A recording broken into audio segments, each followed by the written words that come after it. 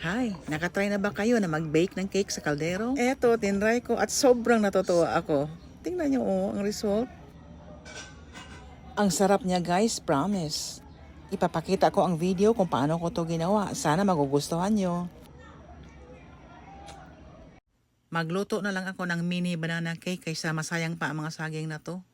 Malapit na silang ma-overripe. Wala naman sigurong kakain sa mga saging na to. Dito ko lang lutuin ang aking mini banana cake sa maliit na kaldero. Kalderin ang tawag ko nito. First time kong gumamit nito kaya kinabahan rin ako. So ganito siya kaliit Binrasan ko lang ng butter, pwede rin cooking oil or margarine. Pero gagamit pa rin ako ng wax paper or baking paper. Durugin na natin ang ating mga maliliit na saging, mga mini saging. Okay na to, iset aside muna natin at sa mixing bowl. Maglagay ng isang tasang all-purpose flour, 1/2 teaspoon na baking soda, 1 teaspoon na baking powder. Padaanin muna natin sa salaan upang mawala or makuha ang mga buo-buo. Ayan ang mga buo-buo, itapon yan. Lagyan na rin natin ng kapiranggot na iodized salt. Gumawa ako ng tabay sa gitna at dito ko inilagay ang 1/4 cup na cooking oil, isang pirasong itlog, large yan, 1/3 cup na asukal, brown or refined. Sa gitna ako nagsimula sa paghalo-halo at unti-unting isinama ang harina na nasa gilid ng ating mixing bowl. Ganun lang. Nilagyan ko na rin ng tubig na 1/2 cup. Pero di ko muna sinagad. Itinuloy ang paghalo-halo. Pwede rin spatula, sandok na kahoy or tinidor ang gamitin sa paghalo-halo nito.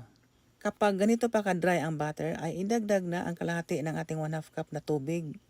Tsaka ituloy ang paghalo-halo. So ayan, medyo soft na ang ating batter.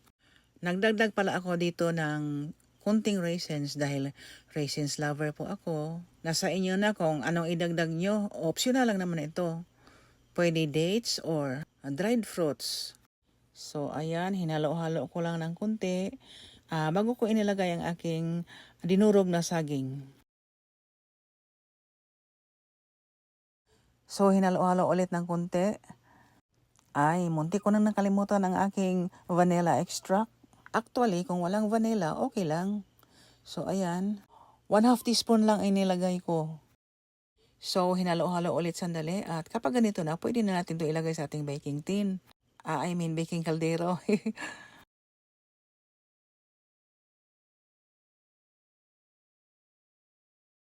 Sa low fire ko lang to niluto. Takot kasi ako baka masunog.